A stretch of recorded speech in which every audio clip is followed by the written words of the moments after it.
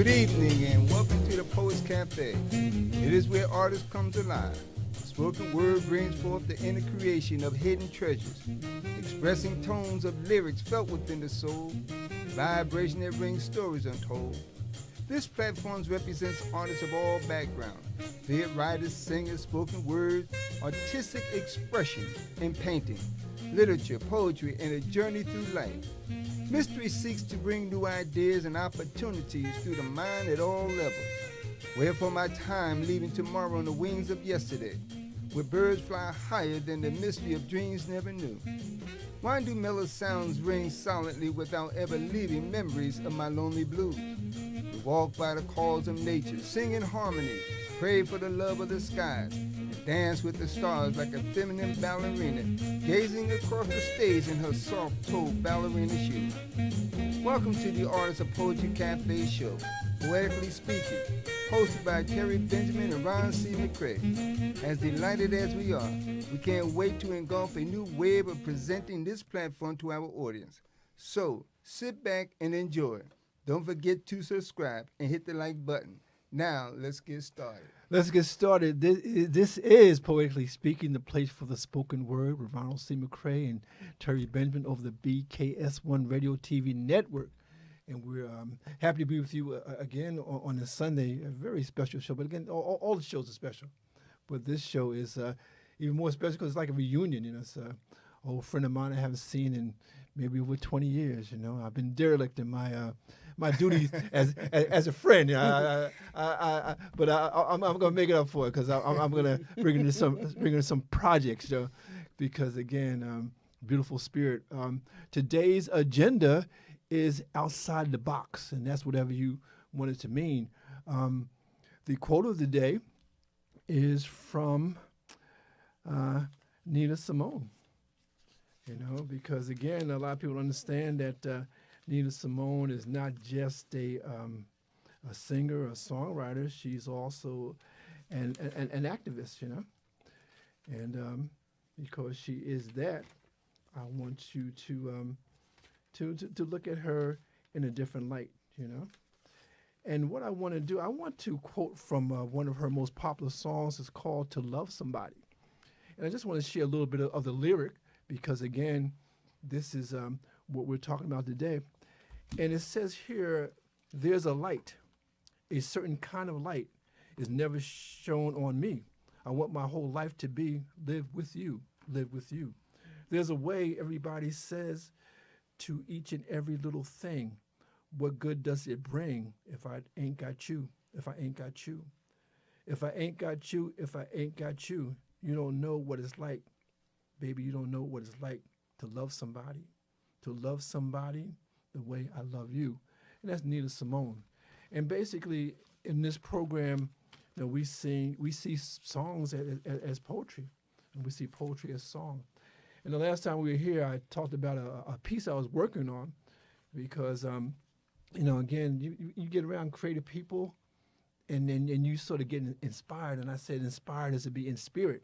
And so I want to share this with you. This is a world premiere, and it's entitled Poetically Speaking, We Are Not the Last Poets.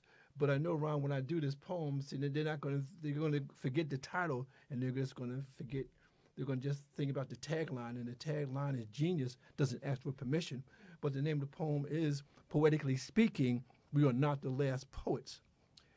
Genius doesn't ask for permission. Genius is never old, always bold. Genius lives in epiphany. Genius is the proposition that ordinary is not mandatory to maintain the status quo. Open season on new perspectives coming out of the era of things that never worked in the first place. From folks who never really lived life because they were too afraid to fail, never realizing that failure is the only path to success. Genius doesn't ask for permission. Genius doesn't say, "Mother, may I?" You know, genius isn't always the first, but genius is never the last word when something needs to be said or put down with the thought to never rise again in the intelligent world. Genius is always in perfect time. Genius is never jealous. Genius is always right in the moment. when so many others go left. Genius is always on standby, never backing down, ready to the rescue. First responder with a revelation in any situation. Genius loves luxury, can always pay the rent with gems and diamonds that are heaven sent. Again, that is Poetically Speaking. Thank you, thank you, thank you. We are not the last poets, but we're the best. You're the best. We're the best. The best. The best. You know, and I wanted to share that with our community who's tuning in every Thursday and Sunday. That's for you, and that's for the geniuses in the house, which you are going to meet. And one of the things in the program, which I look forward to, is a segment we call Ron's Poetry. And so, Ron, what you got tonight, man? Because you inspired me. You inspired that poem. I'm gonna give you credit. I shouldn't, but I'm going to do that. You know? Like-mindedness. Yeah. And you see a community how he's so humble. It's a humble man, humble man. But again, and it's like iron sharpen iron. That's what we do here on this program. No matter how you look at it. How you look at it. That's the way it is. Two parts of that in one. Two peas in a pod. You know what I'm saying? I like to read these two short pieces here, and this one is centered around love. And I have introduced this book before, Lessons in Love. And it seems that each and every time, not only that when we come together and we have a guest who comes with something, and as we always identify our guests, it's not the title or the position, but our brothers and sisters. That's right. And this is what we try to promote and instill as we all continue to come together. Because again, the title and position may fade, but brother and sister, love will always remain. That's right. That's right. So let me just read this. Love is not what you talk about. It is what you do. Do not believe people who just tell you they love you. Make sure you see it in how they treat you. Love is a feeling that must be experienced by your heart when you love. Love completely with your heart, soul, and body. The essence of your love will be in what you do for those you love. People may remember your smile, your words, your favorite things, even perhaps your mannerism. However, what they will not forget is what will remain in their hearts, is how you treated them. In love, your actions will speak louder for you than any words you can ever utter. The things you do for love will never be erased from people's heart. And the pastor pretty much talked about that, centered around that, because the scripture today was centered around the woman at the well. For those who read the Bible, and the same story may be in other books. But the bottom line is, he was saying what you have now here on earth, it only lasts for a moment. And matter of fact, in Proverbs, I think in Proverbs 12 and 19, centered around that. I may be off track. But nevertheless, the bottom line, what he's saying, what I have for you is everlasting. Love in your heart is everlasting. Whether you smile, you can't smile, whether you speak. But it's what people remember, what's in your hearts, how you treat them and how you treat others. That's right. Yeah, because it reminds me of a quote from Maya Angelou, said people may not remember what you said or remember what you did, but they remember how you made them feel, And that's why I think poetry really speaks to the heart, speaks to emotions, because sometimes you might, as poets, we like to deal with metaphors and similes and that kind of stuff. And sometimes it's not a direct statement, but when you get into the poem, you get a feeling for what the poet is saying, And that's why I love that book about love, because I think it's all about love, all about love and passion and intent and purpose, And really, that's the fruit of the labor. When you go, excuse me, I'm sorry. Even in 1 Corinthians 13, and you may have the gift of many. You may be able to speak in tongues and all this and that and the other. But if you have not love, you have not done anything. Love is what makes the world go round. Yes. Love is what blossoms on the fruits of the trees. Are you a tree rooted deeply in the word, in yourself, in your community, in your own love? Are you spreading love? Yeah. That's important. And I think, again, when we talk about love, I think that, you really have to you have to love what you do creatively, because sometimes it doesn't come with the first draft or the second draft. Sometimes you got to get deep into it, you know. And then when I was teaching, you know, I was talking to my students and I said, you know, are you interested or are you committed? You know, and I always tell them that, you know, I give them a quick story about, you know, writing. You know, I'm writing something and I'm really into what I'm doing. And I messed around, I touched something, and all my work just disappeared. And I'm like I'm like really into this. I mean, almost over 100 pages. I'm into this project, you know, and it just disappeared. And then I asked him, you know, what do you think I did? Well, after I finished crying, I went back to it and I did it over again. And just to help myself feel a little bit better, I said, you know what, writing is rewriting, you know, and that's the way I got through it. But again, you know, a lot of times you have an idea and you got to push it to the end. You got to push it to its full completion, because if you don't, you won't be able to grab that idea and to go to somebody else. Don't it hurt when you have an idea and you see somebody who is doing your idea, but you couldn't do it because you stopped and they took it to the whole nother level, and now, man, they reaping the benefits. Yeah, and but you had it first. But you had it first, yeah. And you want to get mad at that person for taking your idea that you held hostage inside of you. You wouldn't give the key to release it so it can spread its wing, but you kept it to yourself. Now somebody else came up with your dreams that you kept isolated, and they blossomed with it. Now you're mad at them. Yeah, and that's why we say today's agenda is outside of the box. You know, because so many people are in the box. And, you know, like in the box is being like in that comfort zone. There is no growth in the comfort zone. You got to come out of the comfort zone to really grow, to really blossom. And that's the whole point of when you wake up in the morning, you stretch. You open up the blinds, you open up the windows, even during the winter. Many outside, now it's cold outside. No, but it's okay. It's okay. And feel the freedom of what love is all about. That's for sure. That's for sure. And with all that said, you know, again, we have a very special guest with us this afternoon, and Ron is going to really read a little bio. But listen to me, the bio it don't even scratch the surface, okay?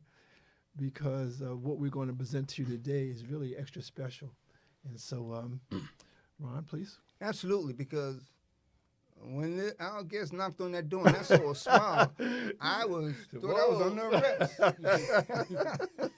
Spotlight. So let me read the bio and we'll continue to move forward and introduce our guest. Yes. Today's guest, her name is Gail Renee Campbell. Brick City native,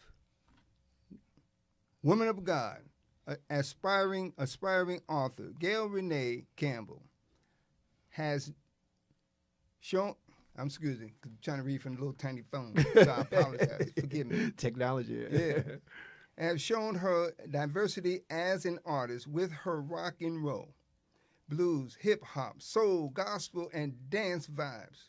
Gail has held back nothing and poured her whole soul in her music. She makes good music and lets God do the rest.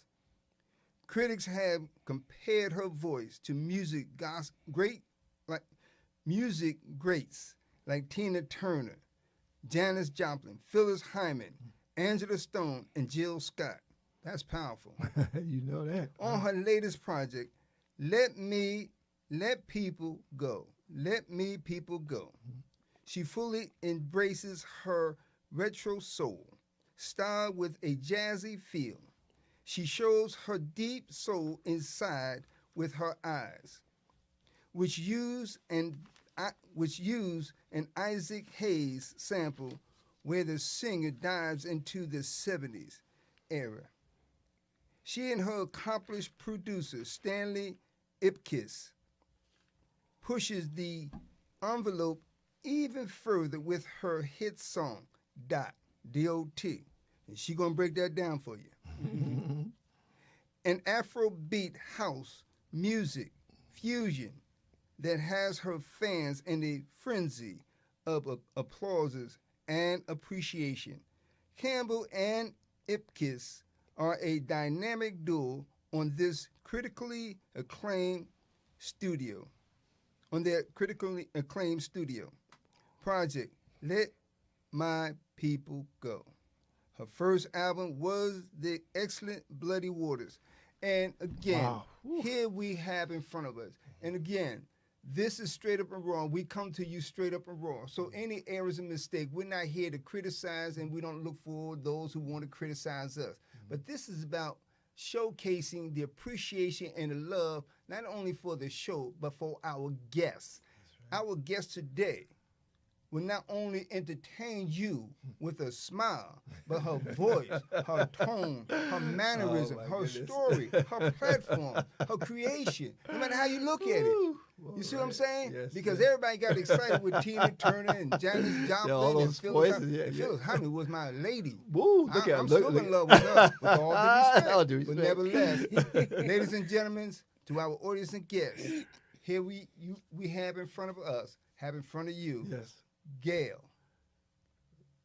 Renee Campbell. Woo. Thank you so much. I appreciate you so much. Thank you, Ron and Terry. I'm so excited to be here. Thank you for having me. Yes. Like I said, Ron, I said this is somewhat of a reunion because I haven't seen her, I would say, man, like maybe over 20 years, you know? Wow. And it's so funny because when I first met her, I said, I was teaching at Essex County College, and I said, you look like Phyllis Hyman. She said, I sing like her too. I said, what? And we started talking, and we as a matter of fact, we were actually getting ready. We were trying to do a project on Phyllis Hyman, and because what happened the day that Phyllis died, she's supposed to do a concert with the Whispers, and at the Apollo Theater. And what had happened is that of course she passed, but they went on with the show. They went on with that particular show, and the thing is that Gail, again, because she has the stature of Phyllis Hyman, she has a voice and that kind of thing. And speaking to our community, our viewers, we're still, that's still in the works because I don't want to let that go because maybe it wasn't the right time and maybe it might be. But Gail has been busy. Gail has not been just standing still. Gail has been doing some work. As a matter of fact, she has two full-length do they call them? They don't call them albums anymore, right? They call them. They still call them albums? Okay, because I was gonna say I was gonna say LP, and the people look at me. Too. Yeah. Well, back in the day, they called it albums, LP, and that kind of stuff. And she has released two. One is Bloody Waters, and the second one is Let My People Go. And maybe we should start with that. Maybe just give us some idea. First of all, let's start with the Bloody Waters. What was that about? Well. That was, I was coming back into music after being away from music, the studio, the stage, and all of that stuff for about 10 years. I got saved. I was in the church. I was in the ministry. I was raising my children and was completely content. But then I kind of got pulled back into music, and then I realized that I did not want to leave this earth without putting music out there. Oh, wow. Okay. So I did not have the resources that I had once had the 10 years prior. Okay, I hear you. So I executive produced Bloody Waters. I met Stanley Ipkiss. I picked the music, the beats that I wanted to write to. And it was kind of a bucket list type of project for me. Okay. And I didn't know that it would become successful. It was just me just trying to get it out because I didn't want people sitting at my funeral talking about, she could have did this. Yeah, could have been. Have y'all ever heard her sing? Oh, man, she could have did this. And that was like my worst fear. Okay. Right. So for me, it was just for me. I wanted to do it was really just supposed to be an EP, which is 4 to 5 songs. And it was just going to be for me. But it just became bigger than I anticipated. It became a full-length album, and it became critically acclaimed. We got the Hip Hop Artist of the Year award, and we did some touring and some performances. And, before you know it, I was back out there, and I was like, okay, God, you are doing something. So yeah, Wow, that's how something. that got started. But the content of the album was just my lived experience at that time, what I was feeling. So it was really therapeutic for me to be able to express myself in that way. So why did you call this Bloody Waters? I called it Bloody at first. I'm sorry. I called it Bloody Waters because that title track was so rock bluesy to me. It made me think of Muddy Waters. Oh, okay. So I said, I'm going to call mine Bloody Waters. But then as the album started to progress and the personality of the album started to become apparent, God specifically told me one day that this album is going to be your exodus. Wow. This is going to be you coming out of bondage. And the same way that I made the waters bloody to show Pharaoh that he's the boss. Yeah. You know, you are going to, I'm going to do your particular bloody waters. Whoa. And That's deep. yeah, so deep. I thought it was one thing, but later on, I understood it was a lot. It was a lot bigger than just homage to Muddy. Oh, okay. but it's interesting because you did it your way. You did it on your time. Right. You did it on your schedule. Yeah. And like you said, it was critically acclaimed. It won awards and whatnot. So obviously, you were vindicated, and I'm sure that gave you the confidence to do your latest project, which is "Let My People Go." So tell us a little bit about that. Yeah. It did. It did. It was done my way, and. To be completely honest, when I was really doing the music early on, I had, people around me who were running the show. Okay. So I felt like that's what I needed. But when I didn't have that, and here I am 10 years older, Wow. I said, you know what? You got to do it yourself. You don't know what you're doing, but you just keep on walking. You're going to keep on doing. We figure this out. That's right. So that's right. It did give me confidence. I'm like, wow, I did this. So going into the second album, which is Let My People Go, which is really a continuation kind of the story, the Exodus story. Okay. Yeah. But in that second album, it was a happier girl. It was a freer girl. So that album is a lot lighter than Bloody Waters because I was in just a better place emotionally. So those songs are, it has love in it. It has hope in it. It has confidence in it. All of the things I was struggling to have in the first album. Faking it till I make it. In the first album, I felt like I was there in the second album. Yeah. Let My People Go. And it's interesting because there are two cuts that sort of stand out. And one is Your Eyes. Tell us about that particular cut. Your Eyes. I heard the beat on the way. We were in New York. The beat was played, and I said, wow. And I just started singing in the car. And I'm like, oh, my God. The song started writing itself. I felt like Claudine. I felt like I was in love with the Garbage Man. I felt like That's right. felt That's the struggle. I felt that struggle love, like in that movie. Oh man, beautiful. And I just started writing, and it just came out like it was a '70s song. I really feel like it was really a throwback to me laying on the floor with the headphones and listening to my mother's albums. Oh my goodness! And listening to those stylistics and Delphonics. Oh, please, it's that good soul music. All of that stuff that I was privileged enough to experience. Because my mother made sure that was the music in the house. Of course. Yeah. So it just came out on that record, and I love it. I do love it. Yeah, and you even used a sample from Isaac Hayes on Yes, that, right? yep. Yeah. And I didn't know that at the time. Yeah. But once I found out about that, I was like, yes, Isaac Hayes. Ooh, yeah, that's deep. And also another cut on that album is D.O.T. What's that about? So Dot, I wanted to do some kind of dance song.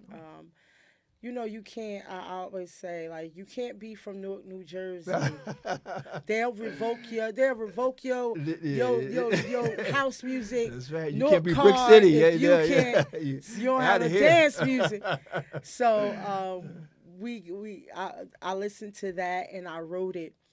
And because I didn't have a title for the song, because you know I'm just talking about, I'm talking about a lot of spiritual stuff on the song. I don't know if people caught on to it, but there's a time in the music that goes dun dun dun dun dun. Dun. So I would always, when I got to that part, I would say dot dot dot dot dot dot.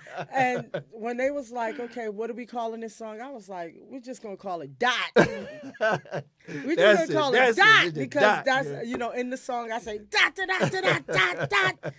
So we call it Dot. So I thought that was funny and it was cute, so we kept it. Now, also, okay, now you got the 2 albums out, but also I understand from my research that you also did some touring. And where did you go, and how did that work out for you? It was lot, you know, it was kind of mini tours, little dates here, Florida, Eastern Seaboard. I haven't been able to get out west, but that's a goal. That's on my agenda. Haven't been able to go to Europe, but when you talk about the Eastern Seaboard from Boston all the way down to Florida, you know, I've hit those places. Just always just trying to go and introduce myself to new audiences and get new followers, and I'm never too, I don't care. I might physically be tired, but emotionally, spiritually, and because I love it, like you were saying, Gotta love it. I'm always ready to jump in the car, drive 5, 6, 7, 8, 9, 10 hours to get to that spot. I actually I went on the road with my Rock Boy family. I'm signed to Rock Boy Records. I signed last year with DR Period and Fly Tie of Rock Boy G's, and I got a chance to hit the road a little bit with them this spring. We hit a couple of cities. Well, we went to South by Southwest, and we went to a couple of cities in North Carolina. That was an experience because it was my first time being on the road with them. Okay. But there's a lot more to come. Yeah. Now, again, was that where you did Woman No Cry? Because I saw a video, you know, I did. that you did. That was last night. That was last night? At Montclair Brewery. What? I had the honor and the privilege to join. It's an amazing musician, producer. His name is Rostafa. Okay. And he puts together, I've worked with him 3 or 4 times now. He puts together these big productions. Yes. Well, I'm talking about 50, 60 musicians. What? Horn section.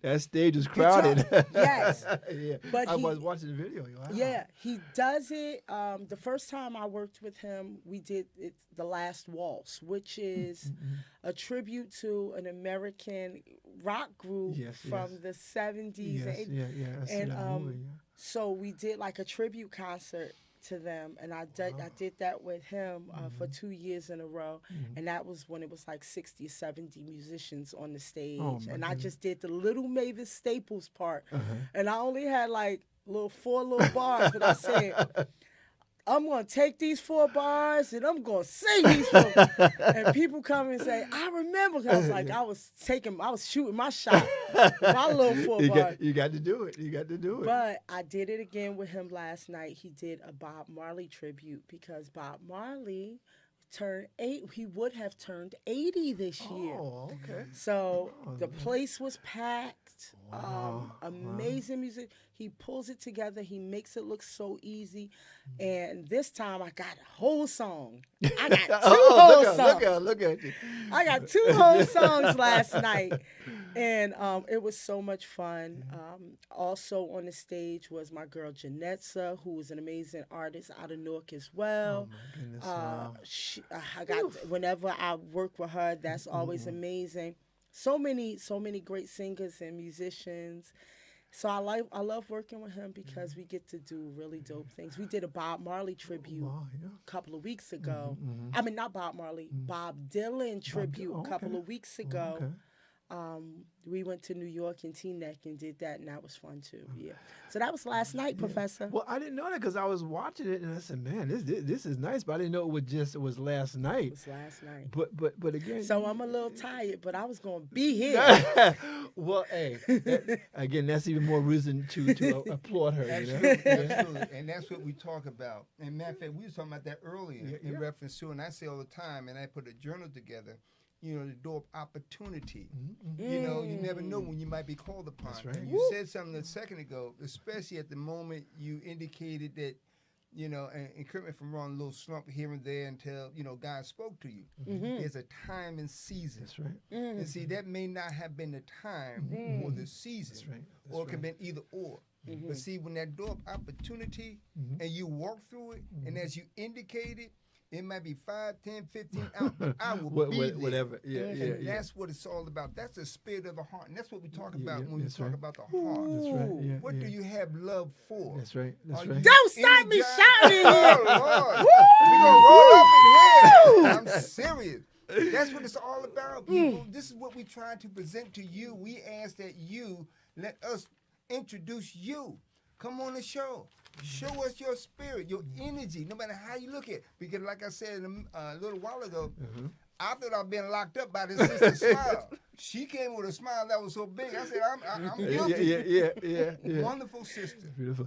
And it's so funny because we began with Nina Simone, just quoting from one of her songs, but it was also Nina Simone who said, there's another quote, talking about love, and Nina Simone said, you've got to learn to leave the table when love's no longer being served. Okay? Yeah, because it's sometimes it's time to stay. And sometimes it's a time to go. I think we gotta know that loving people can look different ways. Yes. So even though you may have to get up and leave the table, that I'm loving you in a different way now. That's right. Yeah. What? And but we got to know that, and again, as we go through the program, we have a segment that was called Mind, Body, and Books, and basically what I do is I just usually go into my own personal library and pull out something, and today this book right here, this is from Beverly Johnson, and it's called True Beauty: Secrets of Radiant Beauty for Women of Every Age and Color, and this is from Beverly Johnson, one of our finest, iconic black models, and people understand that the whole thing with Black is Beautiful back in the day, that was like how could Black be beautiful, especially during the 50s and the 60s, but we said it, and we said it loud, and we said it proud, and what happens, we made it beautiful because, like you said, love is in different ways, and that again, I mean, you have to understand that a lot of times, if I say I love you, especially with men and women, like, I love you, Gail. I love you. I love you back. Right. But that don't mean that I want to go to bed with you or to take you from your husband or whatnot. It means that I love you. I appreciate you for who you are. And sometimes people don't get that. They get all offended. Well, I got a boyfriend. I got a husband. Look, I'm not talking about that. I love you. I love you because you're who you are. I don't want to take away from your husband and whatever, and your children, whatnot. That's not a responsibility. Right. So, but I love you because of who you are, and I love you because you stuck with it. You stuck with it. You had a dream, you had a goal, and you never let that stop you. Another segment of the program that we do is called Music is Lit. And what we do is I actually recite the lyrics of songs from the 60s, 70s, 80s, and the 90s, And again, in your, and I know in some of your public performances, you sort of leave a little time for a certain artist, And I just for a few minutes, I just want to talk to you about two artists that three. Okay, I'm greedy because I don't know when I'll have you on this platform again. So I just wanted to throw three names out to you, and you respond as you will. Okay. And of course, we have to start with Phyllis Hyman, and because I know because if I'm not mistaken, you had on your Facebook you said who should you include in your program, and I think some names came up. Mm-hmm. And I know Phyllis Hyman was one. Mm-hmm. I know that Angie Stone was one. Mm-hmm. And I know that Jill Scott was one. Mm-hmm. So I want you to respond to those three people. Let's start with Phyllis Hyman. Mm-hmm. So Phyllis Hyman, as you know, as I know. very, very close, very close to my heart. Yes. Because I had the opportunity to play her in a biopic. Really? Didn't happen, timing. Yeah. But during that time, I did so much research in preparation for the role. Of course. And I started to feel this woman. When you start, you got to be careful when these actors, when they are going into these characters. Yes. Because I began to feel this woman's pain. I began to feel what she was contending with. And so I love her because I feel like we share something because of that experience. And what was the song? The song that I did at my performance at the brewery a couple of weeks ago, I did "You Know How to Love Me." Can we have a little taste of that? Okay. I was just thinking that. I mean, hey, Measure for measure, your love so much pleasure. Like a haunting melody, you came inside and captured me. And I'm so happy, you're the rhythm of my life. You and I together will stand the test of time. You know how to love me, sure you do. Oh, man. Woo. Oh, man, I feel like I got you in a concert, but now we got to move on. Cause, I can't now. Angie Stone, why Angie? Angie was a recommendation that was recommended by friends of mine on Facebook, and I thought that was fitting because she recently went on to be with the Lord. Yes, she passed. So I did. I can't eat, I can't sleep anymore. Waiting for love to walk through the door. I wish I didn't miss you anymore. So I did that one. And also, we talked last night, and there is a sample that a lot of people they hear the sample, but they don't know what it's from. What was the sample that sort of, I guess that was the foundation of the song? Was that what it was? They're smiling in your face all the time. They want to take your place. The backstabbers. Backstabbers. They're smiling in your face all the time. They want to take your place. The backstabbers. What is that? The Spinners? No, that was the OJs. The OJs. Yes, the OJs. And then we come to Jill Scott. Why Jill Scott? Jill Scott, I fell in love with her when she first came out. Oh. I was really, really into the whole neo soul sound. I was really I believe I was one of the pioneers of that sound. But like you said, I was already, because one of my favorite singers is Ella Fitzgerald, but I'm also very much like a hip hop head. So it's like my style was like a combination of like this urban but very jazzy. And neo soul came out, but I was already on that when it came out. So of course I fell in love with Jill Scott. and I ended up doing. I did 2 songs from her that night. I did "Long Walk," which is my favorite go-to karaoke song. Is Whenever, it? whenever I'm in karaoke, that's my go-to. And I also did "He Loves Me Special," which is a beautiful Yeah, it's song. beautiful. It's beautiful. But those three artists, those 3 singers, and it's so funny because when I met you, you were like more mellow on like the gospel, I guess flavor tip and whatnot. But now, man, I don't mean get where do all this power come from, man? Because I mean, it's like on the albums. I mean, it's like boom. Where did that come from? Because you Yeah. didn't sing like that before now. The music brings out Is that what something it is? different. But also, my voice changed. My voice changed when the Lord changed my voice, Okay. and as I let go and stop performing and open myself up to be used, I had to get to know what was going on with my voice. So now it just really.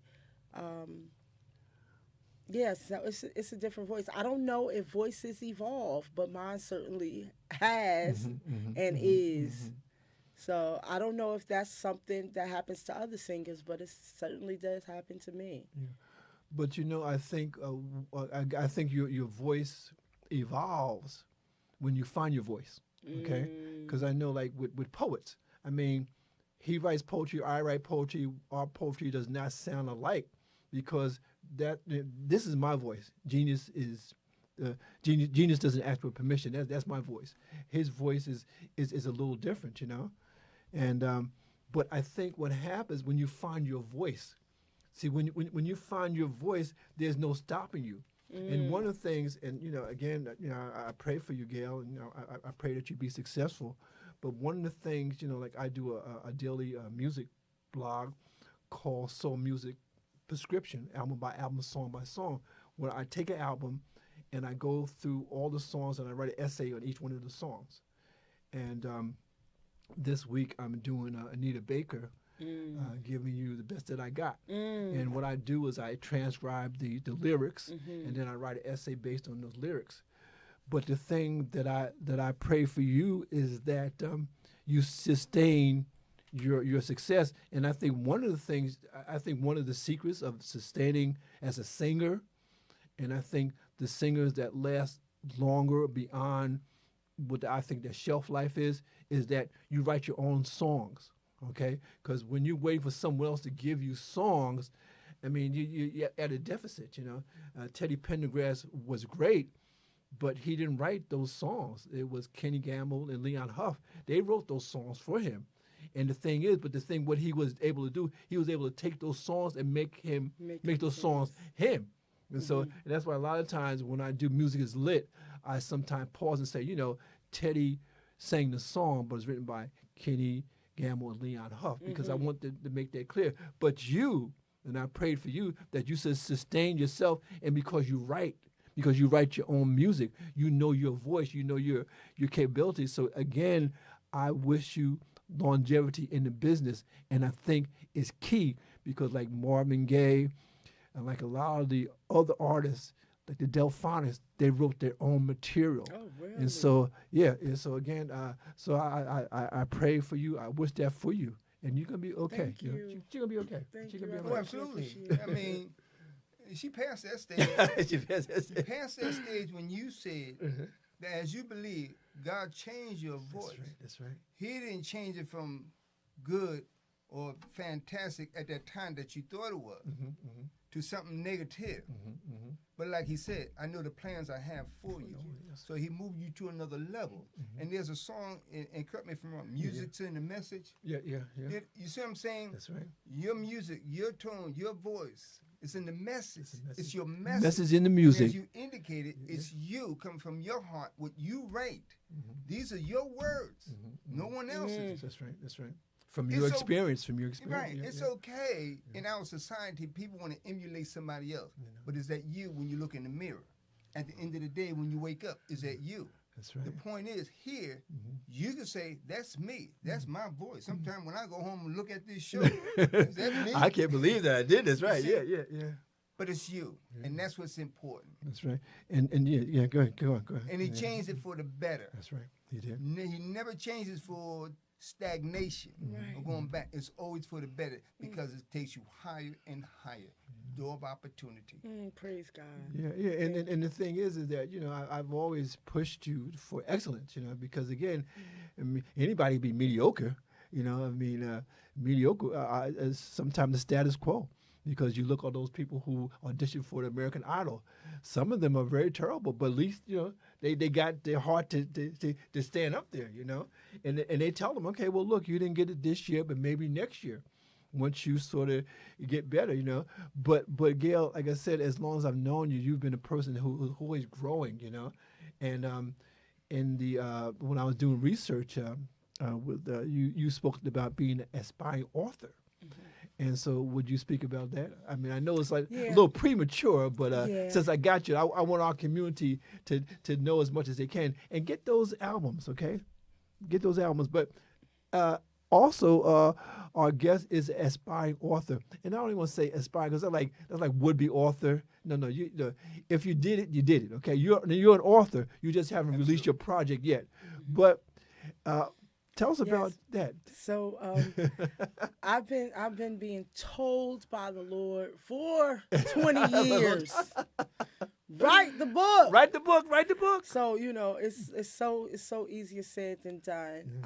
But when I finally sat down last year sometime and said, you know, I gotta get this out of me. I gotta get it out of me. Write the book.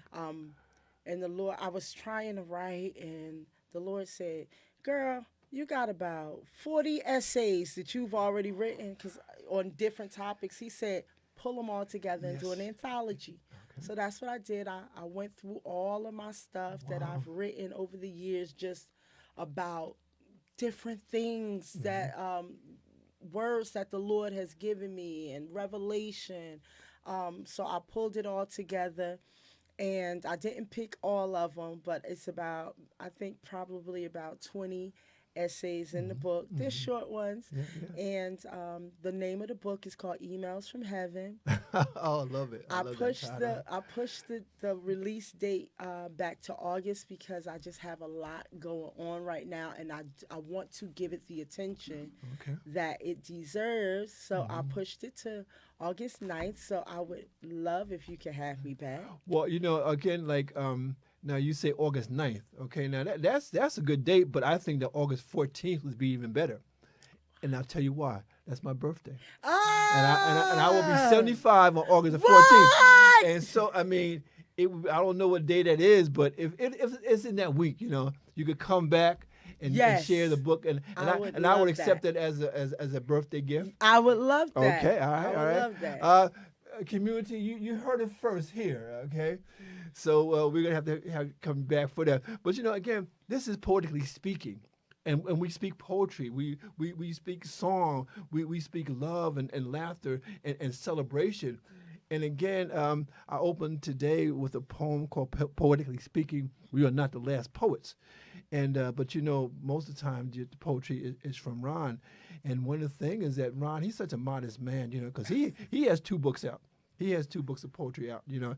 And again, I really came up with the idea for the program during the pandemic, during the shutdown. And I dreamt about this, what we're doing right now. And so this has been manifested. And it's been manifested in ways that I really couldn't imagine. And, you know, there's a quote that I sort of live by. And it says that if you can do your dream by yourself, your dream is not big enough. Okay? So I know that I needed people like our engineer today is Patricia, Ron, Gail. You know, I needed you all to come together and to help me and to lift me up in this. And I thank you for that. And I know God has answered my prayers.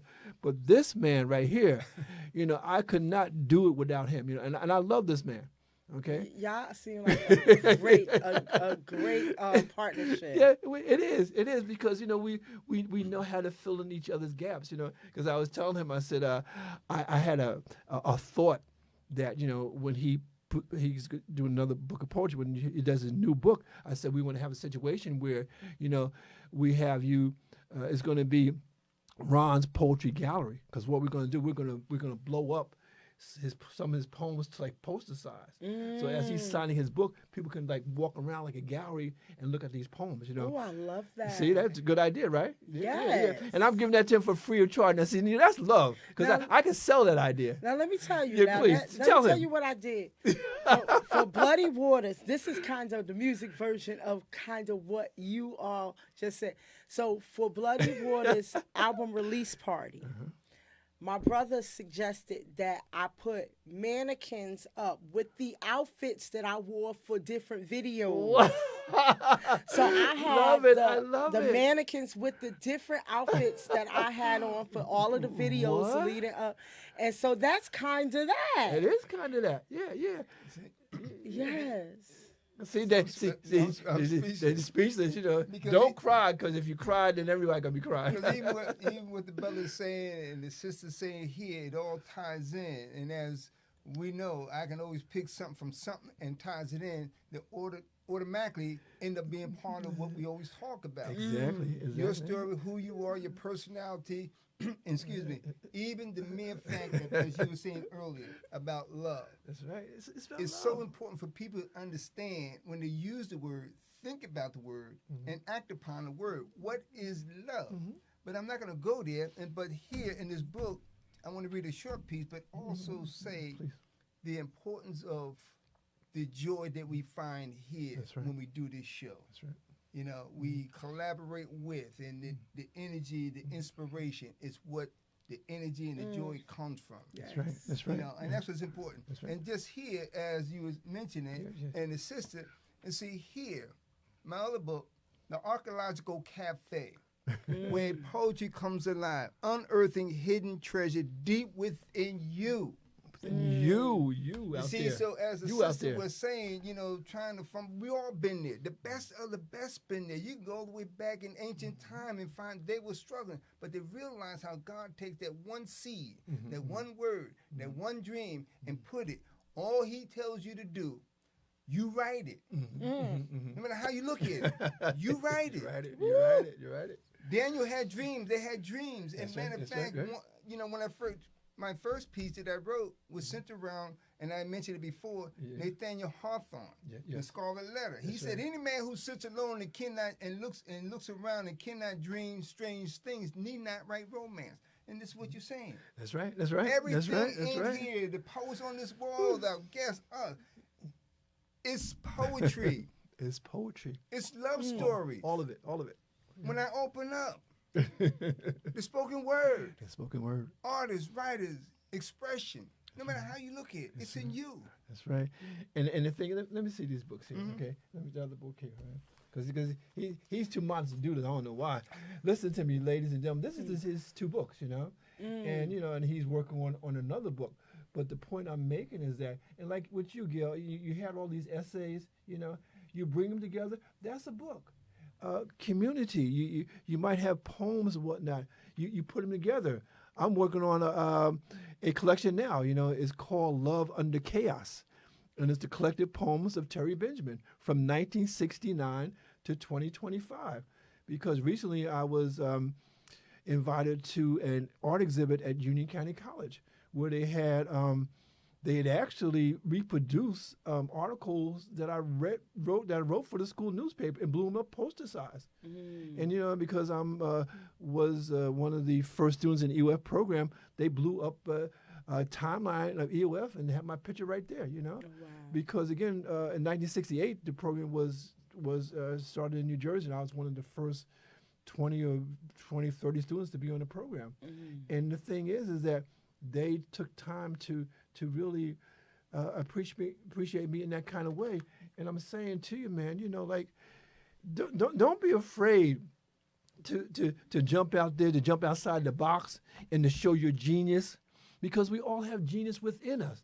And the only thing that stops us from being the genius that we can be is trying to look for validation from other people.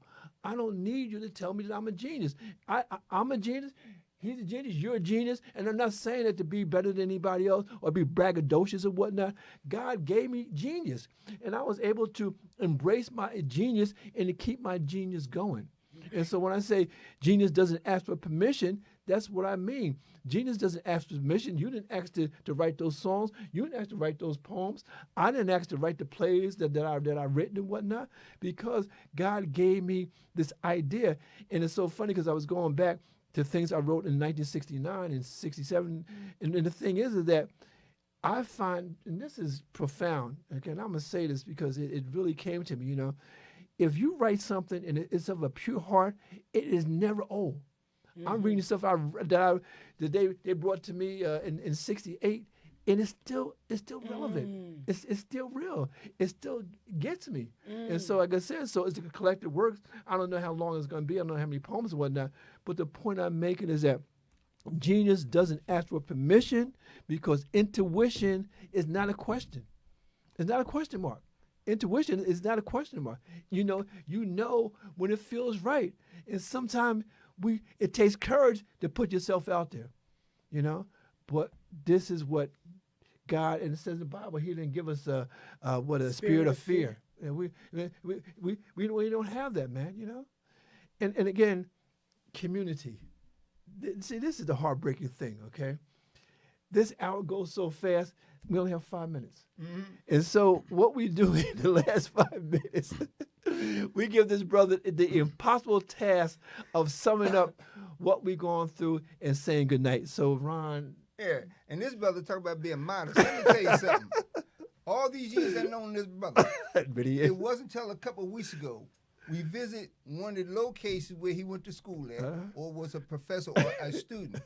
And everybody opened up the doors, the windows, and they're, hey, professor, hey, where you been? I'm like, it was who the hell is embarrassing. They had posters up, they had display, screen, they had the old school out there. Hey, how you doing? Even had the young students. Oh, they were so happy.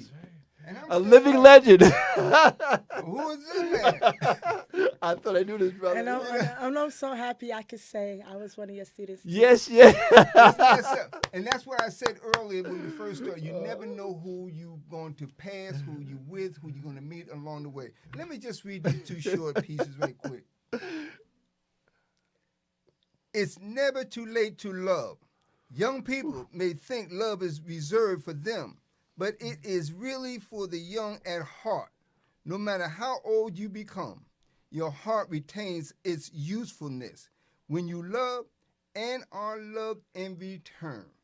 That's the fruits of the labor. That's what's important. That's right. So again, with our guest, brother, our engineer, and you as our audience, believe me, we want to leave you with a smile. Smile. I'm laughing, man. I'm going beyond smile. I'm in my joy right now.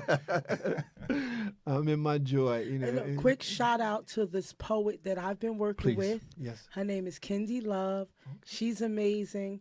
She has opened for me with poetry several times, well, 2 times, and we're going to be doing a poetry music collaboration soon.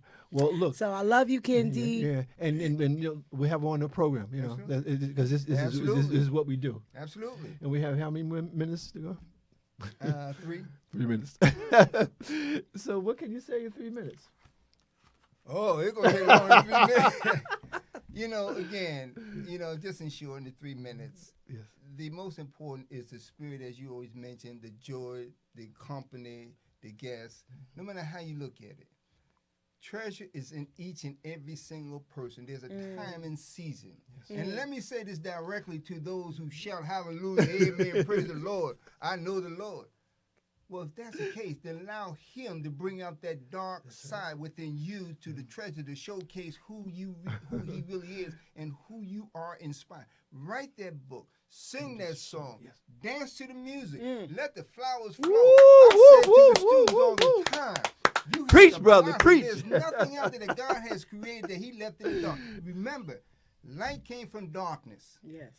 Light came from darkness. That sadness and everything, them gloomy clouds. No, there's a sun that's always shining. Never stops sparkling like those stars in the galaxy. It's up to you to reach up to say thank you. I appreciate the opportunity to smile upon the souls of all those around me. That's right. Yes. See, I told you, I don't have time. That's right. Well, look, Yes. but on that note, again, genius doesn't ask for permission. There is genius in you. And again, we want you to bring that genius on our platform. We're here every week on Thursday from 6 to 7 and Sunday from 5 to 6. Again, we thank you for watching. We thank my brother Ron and my sister Gail. And again, good evening.